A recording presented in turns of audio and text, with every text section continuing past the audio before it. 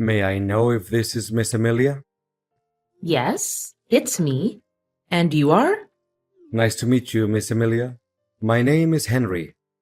I was hired by your father, Mr. Smith, not long ago. He wanted me to keep you away from all of the misshapes and life-threatening dangers that are predicted to happen in the near future. What mishaps? Can you make it more specific? There's something you need to know, Miss Amelia. Your father told me that he has been battling a brain tumor for at least 3 years now. He decided not to tell you about his sickness because making you sad or concerned is the last thing he wants to do. His condition only gets worse as he gets older. Until recently, a flare-up has caused his life to hang on a thread. What? This can't be true. Why did he hide that cold and harsh truth from me? He knows how important he is to me. As my mother left us behind to pursue her own happiness, my father had to assume the responsibility of both man and woman in our family. Yet, not once in my whole life have I ever heard a single complaint from him.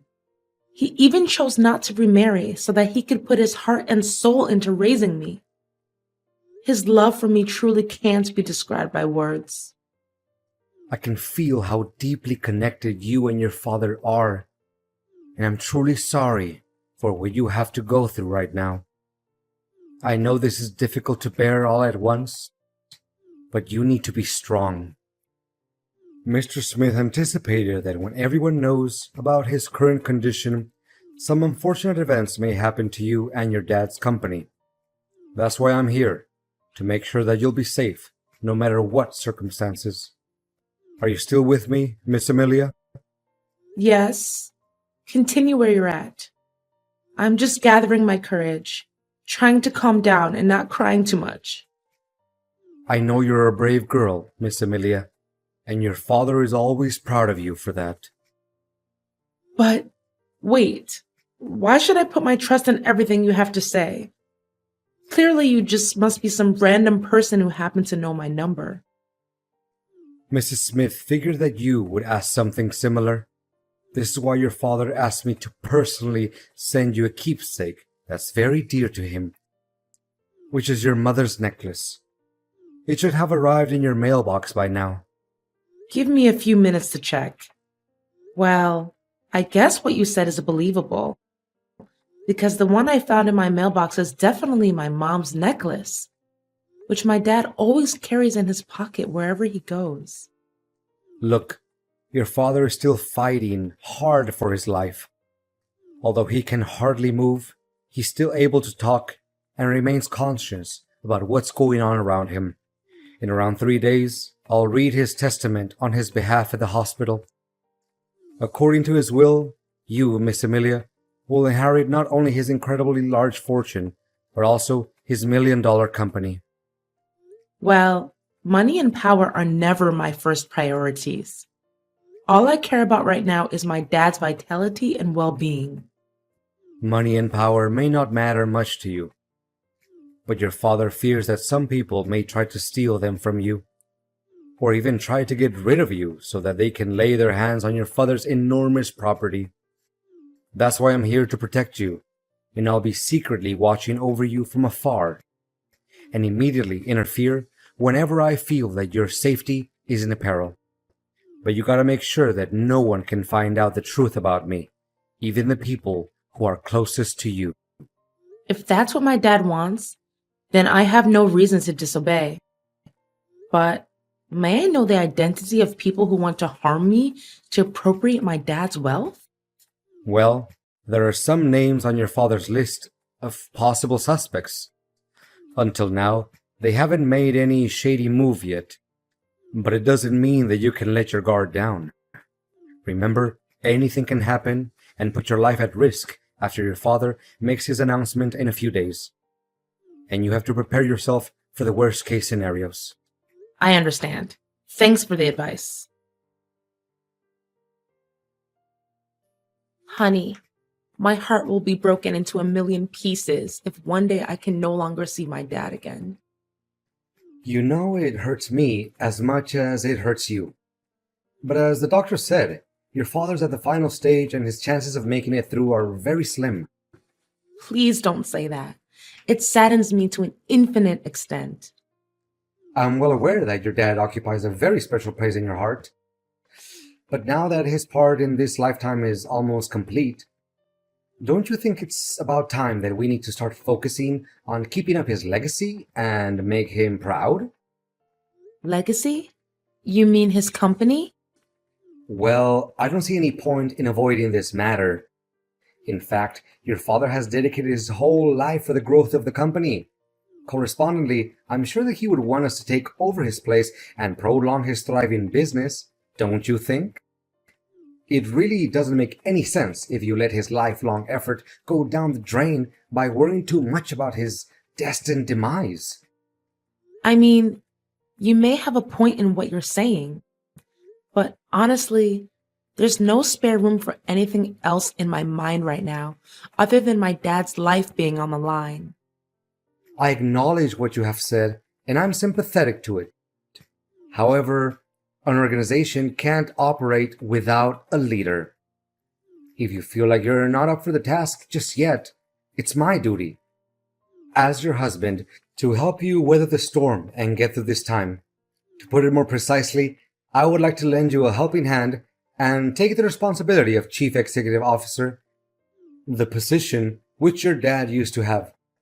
Of course, the company's share that your father once held is still under your ownership. So, what do you say? Well, I really appreciate your thoughtfulness towards me. Nevertheless, my dad had stated very clearly and in detail in his statement that he wants me to assume the role of Chief Executive Officer. And for that reason, I'm not planning to do anything that's against his last wish. Wait, do you seriously think that a woman is adequate for such a prestigious leadership role like CEO? Significant positions, especially company leaders, are not a joke, and they're obviously not meant for women, honey. Don't let your brainless things like feminism trick you into thinking that you'll be able to fulfill such a substantial duty. What is your problem with women taking on significant positions at the workplace, really? Amelia, you do realize that women always have to depend on men to get everything done, right? You women can never decide anything for yourself, and you easily let your emotions get the best of you. If you still care about the family that we'll build together, you should reconsider your place and fulfill your duties as a wife, which means doing household chores and bearing my children. Well, I don't see anything wrong with me taking on leadership responsibilities. I graduated top of my class, and I dedicated 7 years to achieve my master's degree and PhD in economics. I even devoted more time working for the company than you did. To back up my words, I'd started from the bottom and I made my way to higher positions step by step. Nothing was handed to me on a silver platter, you know. I know, but don't you think it's a little weird that the husband works as a subordinate to the wife? Why? I don't see anything that's weird about it. Honey, it's about finding the one that's more suitable for the job. That's all. It has nothing to do with the roles we have in our family. I honestly don't have any clue about why I still have to stick with an inferior job title like sales manager. It's literally nothing compared to your position, which leaves me no choice but feeling unfairly treated. I mean, didn't he take any of my hard work into account? You do realize that to get to the point where you're at now, it takes other people at least 3 years? You had it easy enough and got promoted to manager in only 5 months just because you're my husband. I mean, what will other people say? They may think that I'm nothing but merely a parasite in your family. Not getting the highest position of the company doesn't make you a parasite, William. What's wrong with you all of a sudden? I thought you enjoyed your current job. I did, until I figured out how deceitful your father was. He promised that I would take his place after he retired. Now he swallowed his own words and had you take over the position instead. What? How can you make up such a lie? If my father intended to let you take control of the company, he would have told me about it. He never makes any important decisions without letting me know firsthand. Look, William, I don't want us to fight over this kind of thing. We're family, and being family means helping each other out in times of need, not picking a quarrel with one another over power and inheritance. Let me make it clear to you once and for all. If I don't get to work as the chief executive officer of the company, I demand a divorce as soon as possible. What? How can you say that so easily after our 3 years of marriage? And most important of all, in the toughest time of my life, when I'm about to lose my father? Well, your father doesn't treat me very nicely as well. He let you inherit his position because me and him are not biologically related. Guess once an outsider, always an outsider, right? He never saw me as his son after all. I said it. Let me take over your dad's position, or you can consider that our marriage is over. All right. I'll think long and hard about it. William, you can't believe what happened to me when I was on my way home after Dad's funeral. First, I was nearly hit by a truck while crossing the road. Then, out of nowhere, a flower pot almost fell onto my head. I bent down to tighten up my shoelaces. That was why I didn't get hit. After that, there were some people sawing down a huge tree, and I was nearly crushed by that. It definitely was not a lucky day for me. But where are you now, William? After the funeral ended, you were nowhere to be found. Everyone was so worried and they looked for you everywhere. What a shame to hear all of those unfortunate events. I'm not at home, by the way. And why should I be? What? What are you saying? Well, first of all, now that your father is dead, why should I be around you anymore? After all, it's his fortune and power that I went after in the beginning, not some kind of foolish love between you and I. You're telling me you didn't have any feelings for me in the first place? Not a tiny bit. Do you actually think that I approached you and your family because I fell for you? That's the most ridiculous joke that I've ever heard in my entire life. The only attractive thing about you is your dad's money. But I'm still the one who is in charge of my dad's company, right? How can you be so cocky? Well, not anymore. I now own papers proving that I'm the person who's gonna take over your dad's place as a CEO. He even gave me his shares in the company and every property that he possesses, including the house in which you're living. What? How could it even be possible? That's against the decision that he stated in his testament. There's no way he could do it without my approval. Don't you dare make things up. You know faking legal papers is a serious crime. Why should I be scared of your meaningless threat? My documents certainly comply with the law and regulations.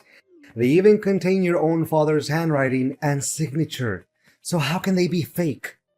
Face the fact that from now on, you'll be officially kicked out of your dad's company and from your own fancy house. However, if you behave well, I'll show some mercy and let you work as a cleaner at the company. I can't believe you can be so ruthless and careless. You make it seem like we were never husband and wife. Like we were nothing but strangers. It seems like you can't comprehend the situation very quickly, can't you? Look, it's over between us, and you'll be served with divorce papers soon enough. What's left for me is to enjoy my victory alongside the true love of my life, Luna.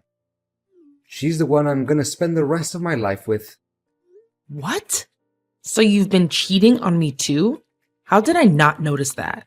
In my eyes, you were a dutiful husband and a pious son-in-law to my father. You never came home late. You cooked for us whenever I was busy. You even took great care of my dad during his final days of living, as if he was your own biological dad. How did you change all of a sudden? Well, I didn't change anything. All I did was a little acting to cover my true intention.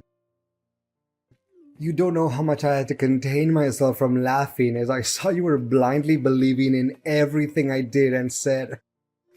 How could you do this to me? I just can't believe all of this. To think how kind me and my dad were to a jerk like you gives me chills down my spine. Kind? Am I hearing it correctly? Your father treated me like dirt. He didn't even let me take over the position that was rightfully mine all along. And you know what? He even had the nerve to, not just one time, scolded me and embarrassed me in front of my coworkers. I literally have no respect for that man. So you were holding a grudge against my dad this whole time? I mean, if he ever criticized you or your work, it was just because he wants you to be a better version of yourself and make progress. Well, now that hypocrite can carry all the criticism with him to his grave. So long, Amelia. Enjoy your homeless life. What is this, Amelia? Did you plan all of this? And what exactly are you talking about? Why, all of a sudden, I'm no longer the CEO of the company anymore. The securities didn't even let me in. Why are you asking me that question? Shouldn't you be the one who needs to interrogate your own conscience about all the good deeds you did behind my back? I can't believe such a cruel, heartless, and gruesome person like you would exist. What are you trying to say? Spit it out. Stop playing the fool. First, you took advantage of my father's sickness and brutally forced my father to sign all kinds of papers so that you can claim ownership of his fortune and his shares in the company. You threatened him, grabbed him by his neck. You even beat him, ruthlessly. For a person that had only days to live like my father, how could he bear such an act of violence? You knew that and you left him there dying all alone. It was you who killed my father. Hold on. Are you even listening to your own voice right now? Don't just accuse someone out of nowhere without evidence. I know damn well that I have all the evidence in the world to start a lawsuit against you. Do you know what I'm possessing right now? Full-length footage of you torturing my dad so that you can achieve your evil ambition. It was recorded by the hospital's cameras. Never in my worst nightmare could I imagine that one day my dad would be tortured to death by his own son-in-law. What? I thought I took care of it. You did do something about it. But fortunately, my bodyguard was smart enough to trace you down and recover the footage. Where the hell did you get yourself a bodyguard? That's just insane. I think what you just said is just a work of your imagination. I mean, you're just talking nonsense to scare me. Not only that, my bodyguard also provided the police with evidence proving how you and your mistress pulled off every scheme you could come up with to murder me so that no one could ever threaten your throne anymore. Honestly, I can't imagine how wicked and cold-blooded you can get in order to seize what you want. Just in the morning, if my bodyguard hadn't tested the food before giving it to me, I would have been poisoned to death. Guess you also bribed the hotel staff, right? Just like every other sin you committed when you were working for my dad, right?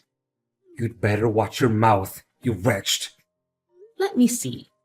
Faking receipts, taking bribes, embezzling the company's operating budget, leaking confidential information to other competitors, and not to mention murdering my father and failed attempt to assassinate me? I'm done arguing with an inhumane person like you. If I were in your shoes right now, I would start coming up with any possible reasons to defend myself in front of the court. Oh no, I think a police officer is knocking at my door. What should I do? Please, withdraw your complaint along with the evidence. You can't do this to me. Your days of abusing your power and violence are over, William. Don't ever let me see your face again. May I know if this is Miss Amelia? Yes, it's me. And you are? Nice to meet you, Miss Amelia. My name is Henry. I was hired by your father, Mr. Smith, not long ago. He wanted me to keep you away from all of the misshapes and life-threatening dangers that are predicted to happen in the near future. What mishaps? Can you make it more specific? There's something you need to know, Miss Amelia. Your father told me that he has been battling a brain tumor for at least 3 years now. He decided not to tell you about his sickness because making you sad or concerned is the last thing he wants to do. His condition only gets worse as he gets older. Until recently, a flare-up has caused his life to hang on a thread. What? This can't be true. Why did he hide that cold and harsh truth from me? He knows how important he is to me. As my mother left us behind to pursue her own happiness, my father had to assume the responsibility of both man and woman in our family. Yet, not once in my whole life have I ever heard a single complaint from him.